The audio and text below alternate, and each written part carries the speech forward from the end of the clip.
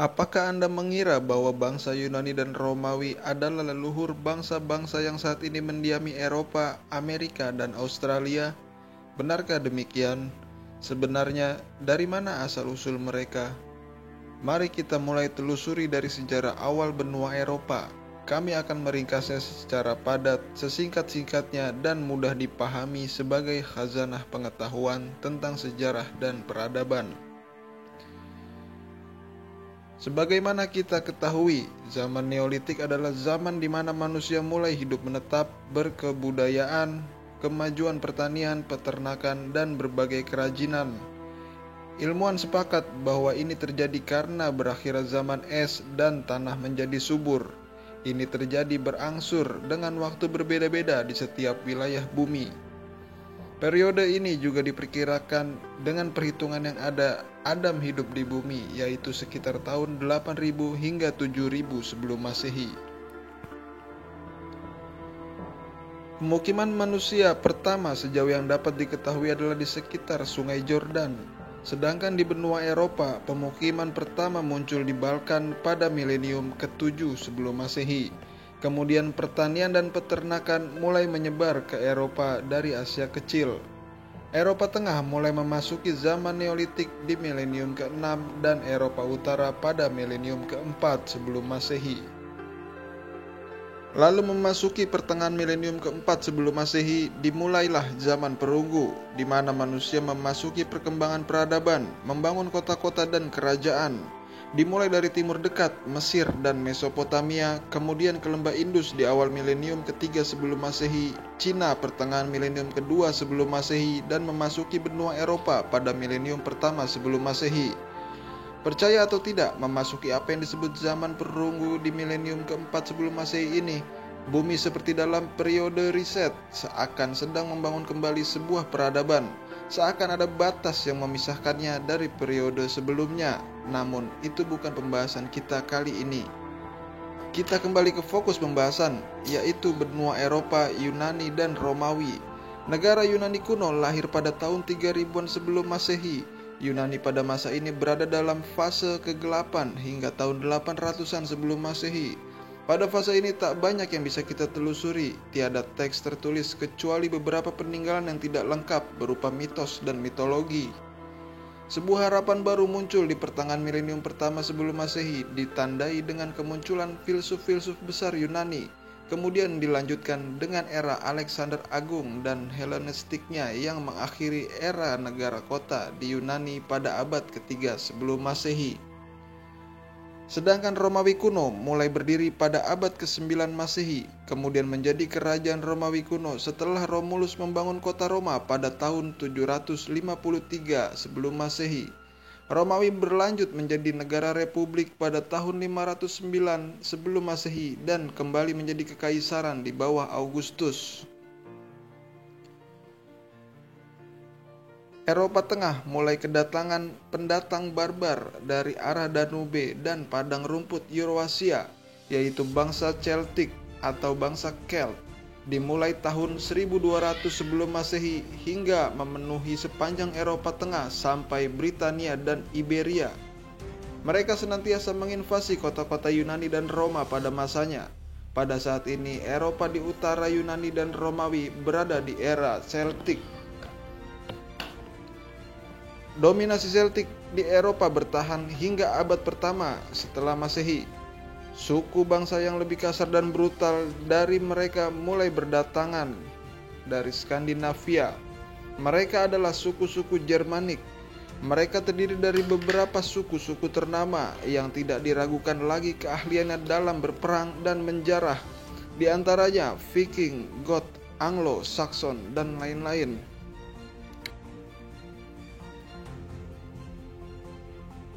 Bangsa Celtic dan Germanik merupakan bangsa Indo-Eropa yang mana mereka masih berkerabat dekat, sedangkan Yunani dan Romawi adalah suku bangsa, budaya, dan peradaban yang berbeda. Pemaparan selanjutnya akan sangat jarang kita dengar tentang bangsa Yunani dan Romawi dan barangkali baru akan Anda ketahui setelah menonton video ini. Bangsa Yunani dan Romawi beserta budaya dan peradabannya berasal dari wilayah selatan Mediterania. di mana di wilayah ini terdapat peradaban besar dan maju, yaitu bangsa-bangsa Arabik, Afroasiatik atau yang biasa dikenal sebagai Semitik, dengan kebudayaan dan teknologi tinggi pada masanya. Pertanian, peternakan, dan perniagaan pun berkembang pesat. Ini berbanding terbalik dengan daratan Eropa kala itu. Misalnya bangsa Venesia, Mesir, Kanaan, Barber, dan lain-lain. Mereka telah menguasai jalur perdagangan di wilayah Mediterania jauh sebelum Roma berdiri. Orang-orang Kartago Venesia telah sampai dan membangun peradaban di semenanjung Italia. Bangsa Kanaan dan Syria, begitu juga bangsa Venesia menyebar hingga ke Asia Kecil dan Balkan. Bangsa Barber dari Afrika Utara telah berpetualang pula ke Iberia hingga ke Italia.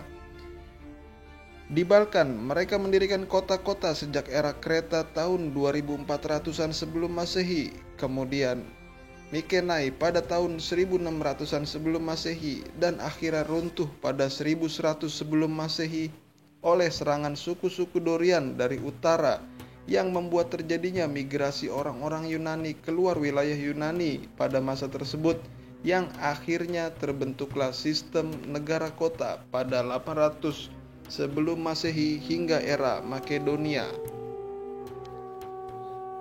Masyarakat Yunani tidak berbicara dari satu bahasa saja, namun beberapa bahasa yang masing-masing berafiliasi dalam komunitas tertentu seperti Asyur, Kanaan, Mesir, dan lain-lain.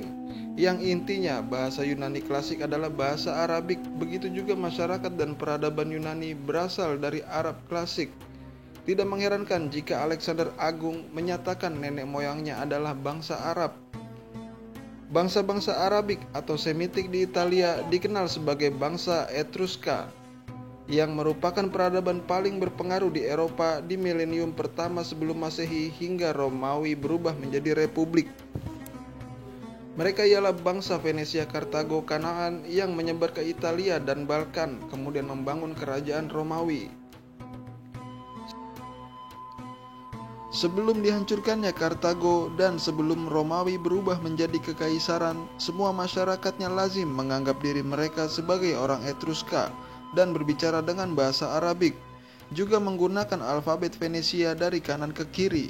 Sejumlah etnis yang ada di Italia saat itu memang berasal dari nenek moyang dan rumpun bahasa yang sama, yaitu Arab klasik. Dalam perkembangannya, bahasa Romawi Latin sedikit demi sedikit mengalami perubahan, dipengaruhi dengan kondisi politik dan sosial yang ada. Aristoteles menyatakan, pada dasarnya orang-orang Kartago dan Etruskan pada asalnya merupakan sebuah bangsa. Julius Caesar pula berbangga diri berafiliasi dengan agama-agama Etruskan timurnya. Pada 146 sebelum Masehi, Roma berhasil menghancurkan dan menguasai wilayah Kartago dan berusaha menghapuskan akar sejarah mereka dari keunggulan peradaban bangsa Kanaan. Bukan tanpa alasan, setiap suatu bangsa yang menguasai bangsa lain, mereka harus menunjukkan bahwa mereka lebih unggul dan lebih besar dari bangsa yang dikuasainya. Kemudian, para pakar belakangan datang menutup tirai akar sejarah Arabik ketimuran bangsa Romawi.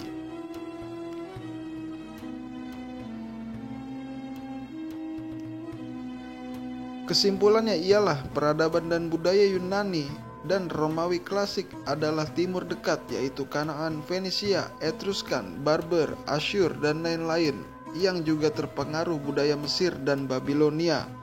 Dan juga negeri Yunani dan Romawi dihuni oleh orang-orang Arabik yang berbicara dengan bahasa Arab, bukan Indo-Eropa. Begitu pula dengan bahasa Latin yang diambil dari Arab klasik sebelum Islam, sedangkan bahasa Eropa kontemporer terpengaruh bahasa Arab setelah Islam, terutama dari Andalusia.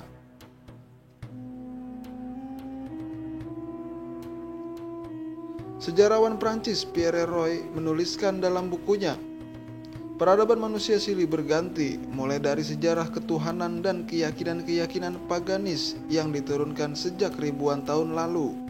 Berbagai studi dan penelitian menyatakan bahwa asal-usul sejarah peradaban manusia, terutama pada permulaannya di Laut Mediterania, berasal dari Arab. Kemudian ia melanjutkan, pada dasarnya kebudayaan Helenisme Yunani dan kebudayaan Latin Romawi, keduanya tidak lain merupakan bagian kecil dari keagungan budaya Arab yang besar. dan bahwa egoisme Eropa lah yang menghapuskan realita ini untuk memperlihatkan sebuah kepalsuan bahwa asal-usul peradaban Eropa adalah Yunani. Will Durant juga mengemukakan bangsa Kanaan Fenisia Arabik menghubungkan dunia timur dan barat melalui berbagai jaringan perniagaan dan kebudayaan, sehingga mereka pun mengangkat kehormatan bangsa Eropa dari cengkeraman-cengkeraman kehinaan. Begitu juga pakar sejarah Amerika William Langery mengatakan bahwa nenek moyang penduduk Eropa Selatan adalah Arabik. Selanjutnya, bagaimana dengan penduduk Eropa kontemporer yang kini juga menghuni benua Amerika, Australia, dan Afrika Selatan? Pada abad pertama Masehi terjadi invasi barbar Jermanik hingga meluas ke seluruh Eropa dan meruntuhkan Romawi Barat pada abad kelima Masehi. Mereka juga berhasil menyingkirkan dominasi Celtic di Eropa dan melakukan pembersihan bangsa Celtic di Britania. Dan pada abad pertengahan, mereka akhirnya mendominasi Eropa lalu menyisakan kekuasaan Romawi asli hanya di Asia Kecil dan Balkan. Bangsa ini merupakan ancaman utama Romawi sejak awal kedatangannya. Kaisar Romawi pun tercatat telah membuat tembok pembatas sebanyak 2 kali untuk menghindari serangan suku-suku barbar ini. Akhirnya Romawi pun tak mampu menghadang serangan bertubi-tubi dari segala arah dan harus menyerahkan Roma dan semua bekas kekuasaannya di Romawi Barat kepada bangsa Jermanik. Bangsa Eropa kontemporer, khususnya Eropa Utara dan Barat, mewarisi genetik bangsa-bangsa pemburu dari Eropa Barat dan padang rumput Eurasia hingga 90%, dan 10% saja mewarisi genetik petani awal dari Timur Dekat. Sedangkan Eropa Selatan sepanjang Mediterania seperti Yunani dan Balkan mewarisi gen petani awal dari Timur Dekat 70 hingga 90%. Penelitian yang dilakukan oleh para ilmuwan Jerman yang diterbitkan dalam jurnal Nature juga mengungkapkan bahwa setidaknya bangsa Eropa berasal dari 3 nenek moyang, yaitu pemburu Eropa Barat, petani awal dari Timur Dekat, dan Eurasia.